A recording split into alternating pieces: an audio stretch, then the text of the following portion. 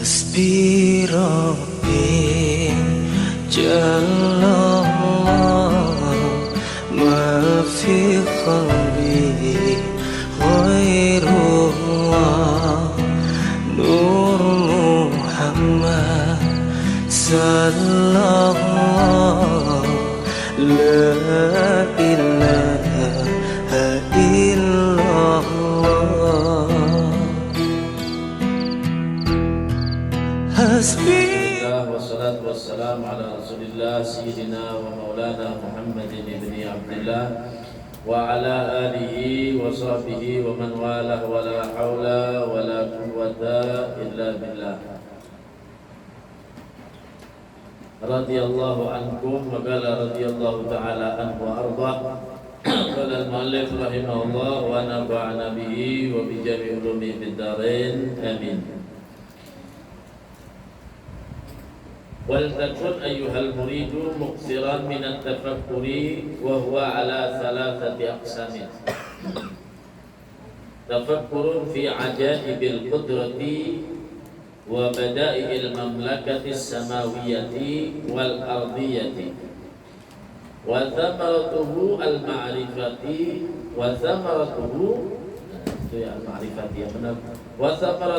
المعرفة بالله al-ma'rifatu billahi wa tafakkurun fil alai wan ni'ami wa natijuhu al-mahabbatu lillahi wa tafakkurun fid dunya wal akhirati wal ahwalil khalqi fihima wa faidatuhu al-i'radu anid dunya wal iqbalu 'alal akhirati alal ukhra.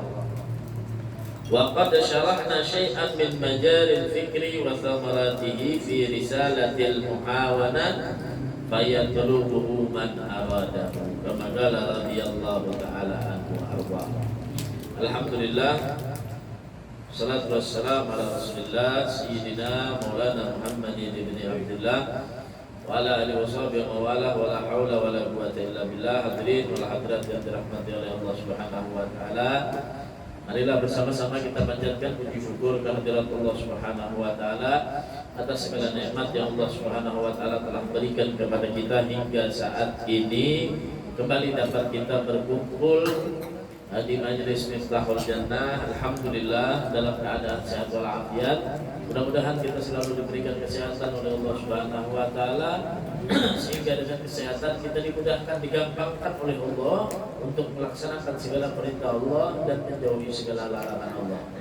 Dan mudah-mudahan kita yang hadir di majelis ini bisa istiqamah, bisa terus ditetapkan hatinya oleh Allah Subhanahu wa taala menjadi hati-hati orang yang kuat untuk menjalankan segala perintah Allah dan menjalankan sunnah ajaran baginda Nabi Muhammad SAW. Dan kita mendapatkan manfaat daripada duduknya kita di majelis ini. Amin Allahumma amin Allahumma amin.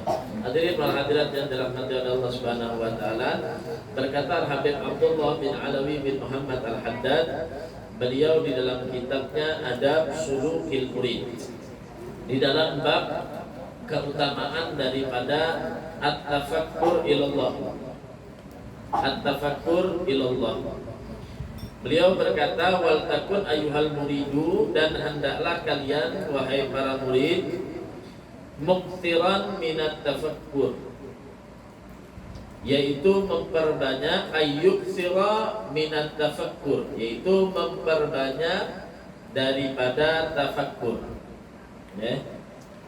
Apa itu tafakkur? Tafakkur itu adalah makhudun minal fikri, diambil dari kalimat al-fikir, yaitu pemikiran. Pemikiran. Wa ta'ammul, dan renungan. Jadi berfikir dan merenung, itu artinya tafakkur, berfikir dan merenung. Wa huwa amalun qalbi.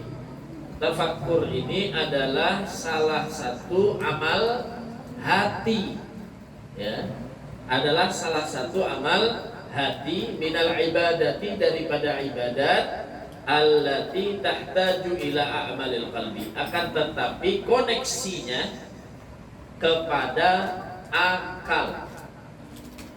pelaksanaannya kepada akal. Munculnya ada tafakkur, pemikiran, merenung itu muncul dari hati, dan pengaplikasiannya, koneksinya kepada pemikiran.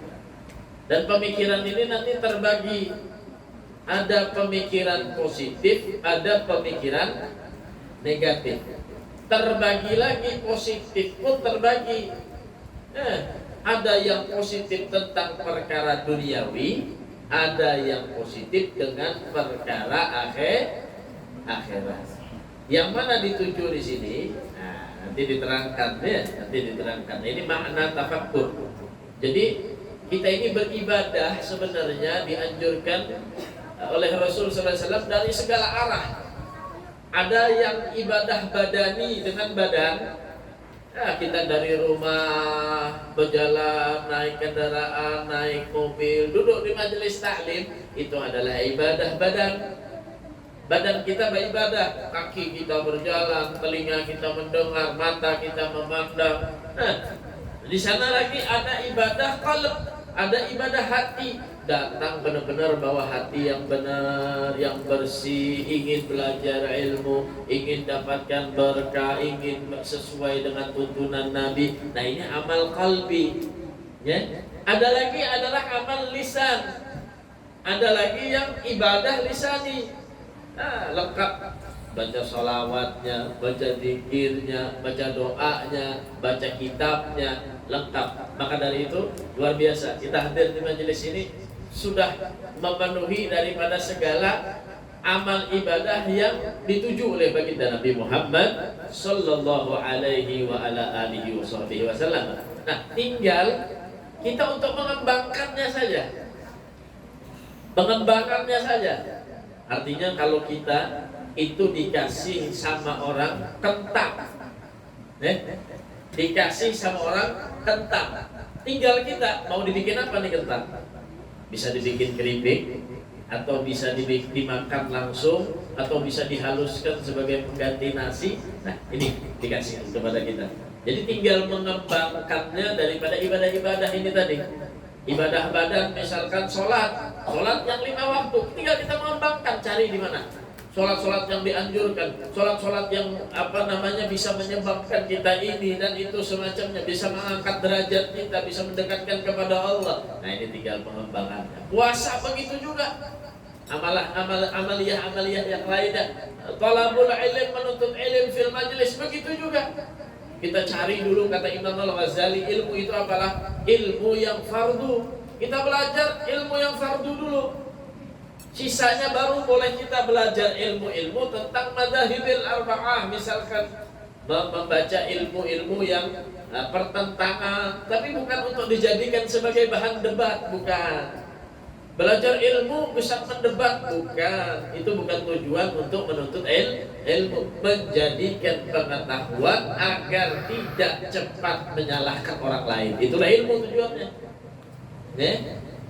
Sembahyang subuh, kita masuk ke masjid orang, ternyata orang sembahyang situ kada berkunut. Kita wajib biasanya pakai kunut, ya lah. Menggerakkan hati mulai sudah tadi itu, gini kada berkunut ya, ajaran mana pulang ini.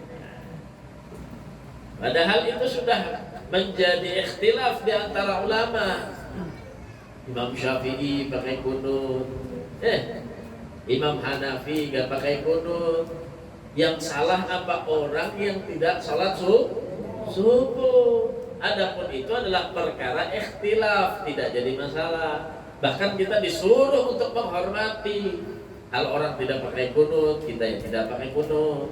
Kalau kita sholat dengan orang yang pakai kunut, sedangkan kita tidak mau pakai kunut, ya kita mengikuti orang yang pakai kunut. Artinya itu adalah segala khilaf di antara furu'iyah. Boleh kita belajar itu, mengetahui sebagai bahan pengetahuan, akan tetapi lebih didahulukan untuk belajar ilmu itu cari ilmu yang fardu. Ya, cari ilmu yang fardu. Begitu juga pengamalannya. Pengamalannya yang fardu dulu, jangan yang sunnah. Hadir majelis taklim cuma nggak sholat duhur misalkan, Sampai sholat asar keluar, nggak sholat zuhur di rumah. Ada ini orang nyari yang sunnah, akan tetapi meninggalkan yang wajib. Jangan ziarah misalkan berangkat ke sana, akan tetapi meninggalkan sholat yang wajib. Nah inilah orang yang tidak mengerti. Ya, jadi harus kita utamakan mana yang fardu, baru setelah itu dengan perkara-perkara sunnah. Itu amaliyah badan. Begitu juga dengan amaliyah qalbi tadi, amaliyah hati. Nah, ini pengaplikasiannya adalah dengan tafakkur. Adalah dengan tafakkur.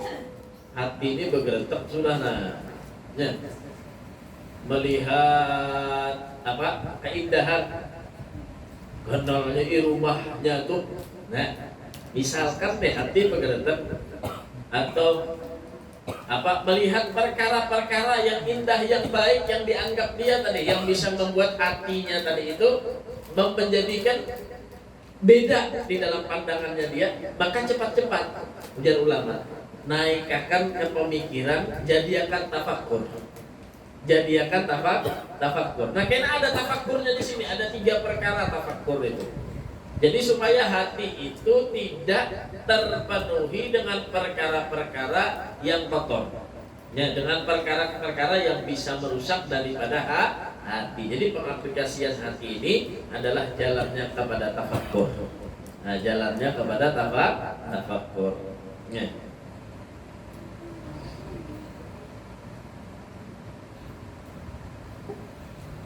Nah, dikatakannya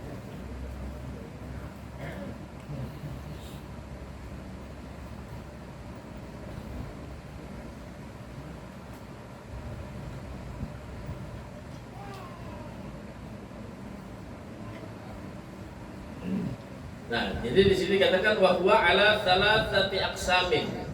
Tafakkur itu ada 3 macam. Ya, ada 3 bagian. Apa yang pertama? Tafakkurun fi ajaibil qudrati wa bada'il mamlakatis samawiyati wal ardiyati. Tafakkur di dalam ajaibil qudrah, ya, takjub kepada ciptaan, kuasa dan apa yang diciptakan oleh Allah daripada kekuasaan Allah yang di langit dan yang ada di bumi. Ya. Wa thamaratuhu al-ma'rifatu billah. Dan ini akan menyebabkan orang bisa mendapatkan ma'rifah kepada Allah Subhanahu wa taala. Dengan tafakkur ini dia akan menghasilkan daripadanya ma'rifah billah, kenal dengan Allah Subhanahu wa taala. Nah, jadi kita dituntut untuk ma'rifah billah, dituntut untuk kenal kepada Allah. Ayo, apa kenal kita lawan Allah? Menurut kita nih, lawan tetangga kenal, nah kayak apa definisinya?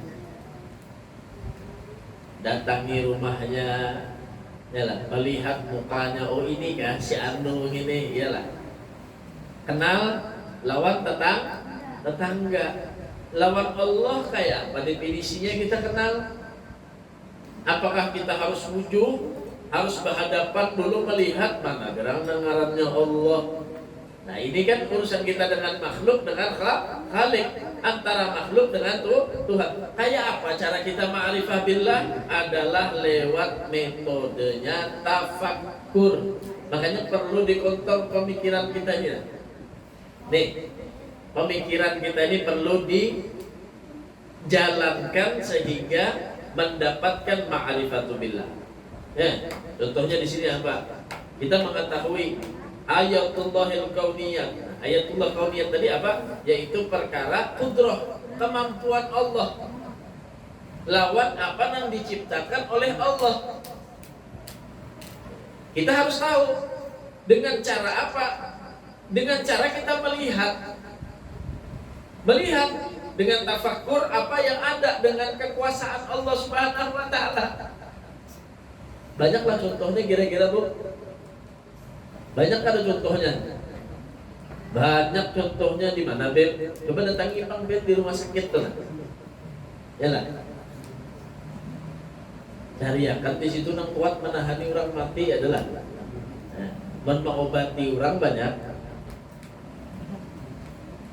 Ma'anumnya lagi hanya 15 tahun sampai sudah umurnya.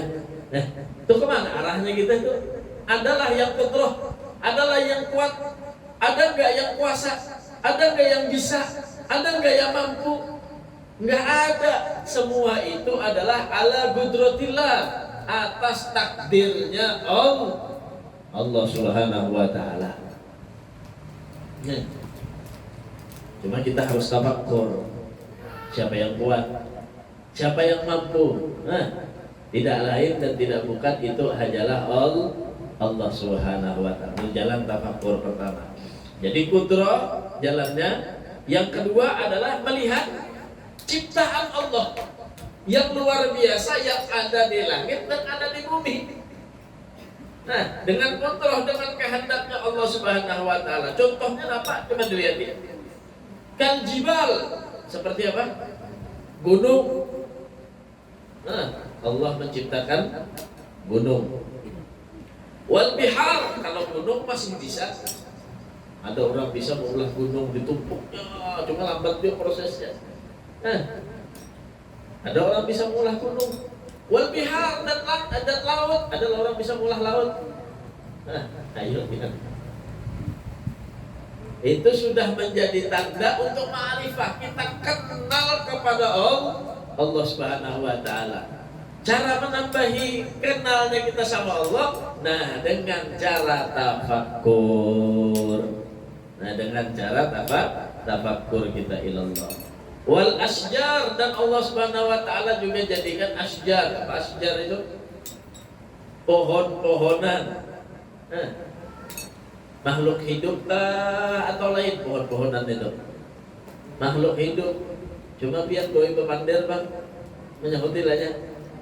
Nah, itulah kuasanya Allah Subhanahu wa taala. Tafakkur kita, merenungi siapa yang lebih hebat dari Allah Subhanahu wa taala. Tuh, samaratuhu, merenungkan perkara ciptaan Allah, merenungkan perkara kudrahnya Allah, itu akan menambah ma'rifat kita kepada Allah Subhanahu wa taala. Nah, maka ketika kita ma'rifat, kita akan mendapatkan apa kalau kita ma'rifat?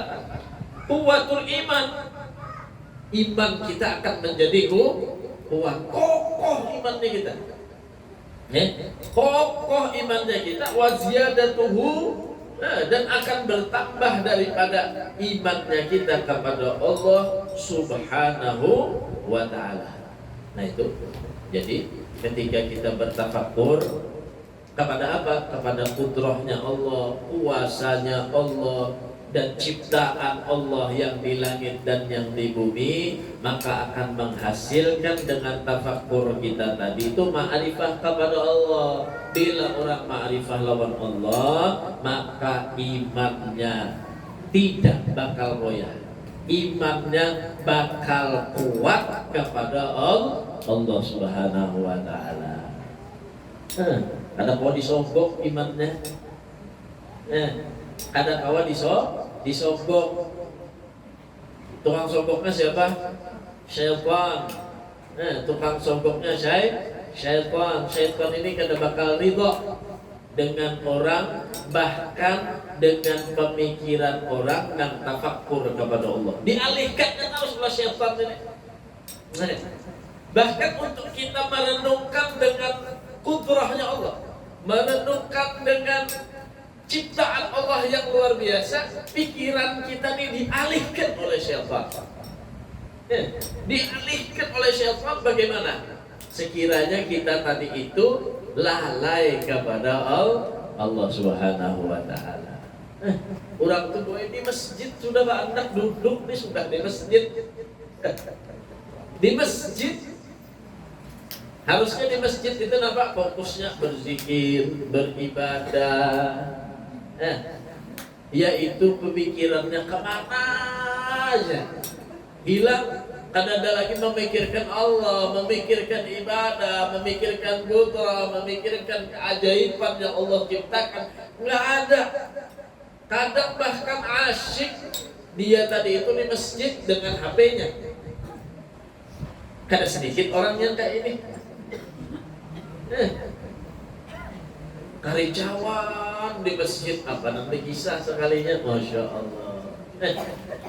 Jadi inilah kadang setan ini kalau kita sudah masuk masjid tuh kalah benar sudah setan tuh.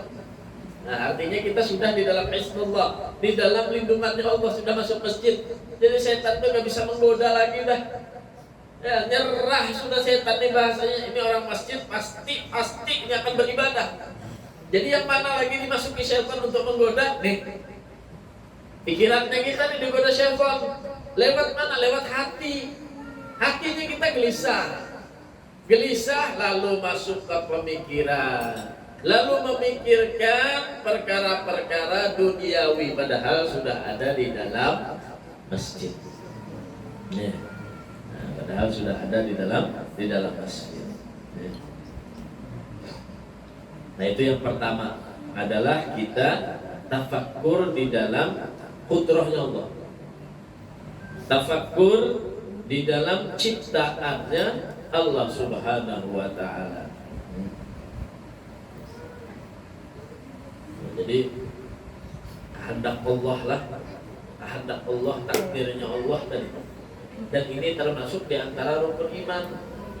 Rukun iman yang keenam, napa? Percaya dengan ketentuan baik dan buruk itu datangnya dari Allah Subhanahu wa ta'ala. Nah, makanya itu menjadi syarat bagi kita untuk memperbaiki daripada perkara-perkara kita tadi itu dengan banyaknya kita itu tafakkur. Memperbanyak tafakkur artinya mengarahkan daripada pikiran kita untuk bernilai ibadah kepada Allah Subhanahu wa ta'ala. Ya.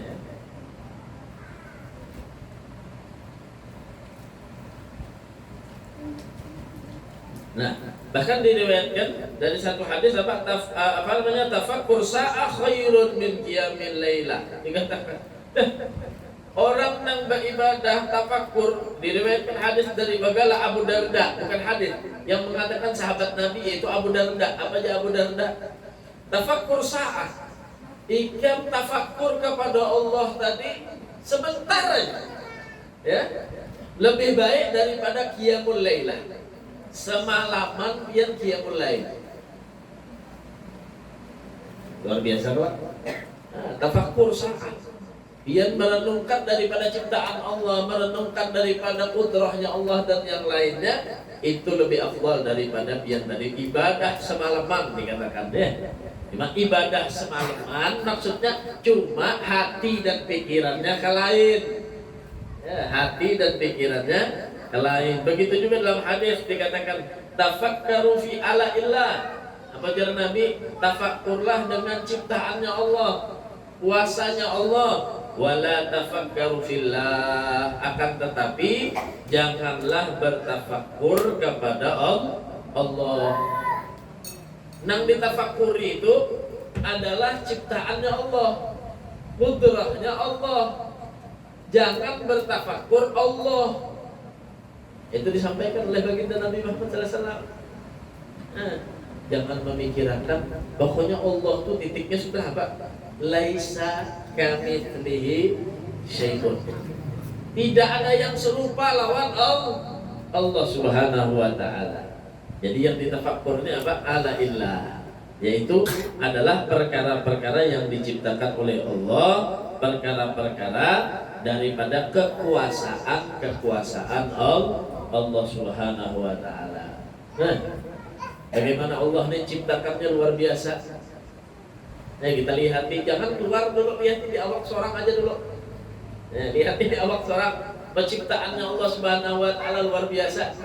Nah, antara laki-laki sama perempuan berbeda. Antara Allah ciptakan malam dan siang berbeda. Allah Subhanahu wa ta'ala ciptakan kulit orang yang berbeda. antara Allah Subhanahu wa taala jadikan macam-macam dalam sesuatu hal yang berbeda semuanya. Tidak ada yang sanggup semacam itu kecuali Allah Subhanahu wa taala. Nah, kita ini merenungkan betapa agungnya Allah, betapa Allah taala kudrahnya luar biasa, betapa ajaib daripada ciptaan Allah. Biar memikirkan kayak gitu afdol daripada ibadah. Ya. Jadi cara beribadah pikiran kita nih kayak apa? Caranya merenungkan dengan kudrah dan ciptaan Allah Subhanahu wa taala. Banyak gitu Jabal Haddad supaya apa? Supaya kuat iman kita, supaya bertambah makrifat kita kepada Allah. Ya, supaya bertambah makrifat kita kepada Allah Subhanahu wa taala.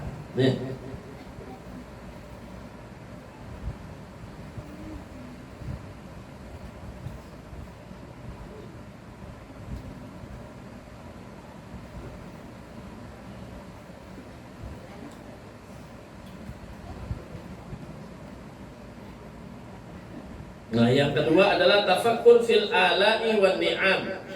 Nah, kedua adalah kita bertafakkur dengan ala wan ni'am. Nah, ciptaan Allah dan nikmat yang Allah berikan. Nah, nikmat yang diberikan oleh Allah Subhanahu wa taala wa natijuhu al-mahabbah lillah. Nah, itu bisa mendapatkan kepada kita mahabbah kepada Allah. Nah, melihat nikmat yang diberikan oleh Allah, apa yang diciptakan oleh Allah, itu akan menyebabkan kita menambah mahabbah kepada Allah, menambah cinta kita kepada Allah. Kayak apa caranya? Yuk, melihat yang di bawah dari kita, jangan selalu melihat yang di atas dari kita. Nah, itu caranya bisa menambahkan tadi tafakkur tadi, bisa berkembang, bisa masuk tafakkur ini bila mau melihat yang di bawah, ya, yang di bawah kita, jangan selalu melihat yang ada di atas kita. Nah, itu akan menambahkan mahabbah kita kepada Allah Subhanahu wa taala. Hasbi Rabbi Jalla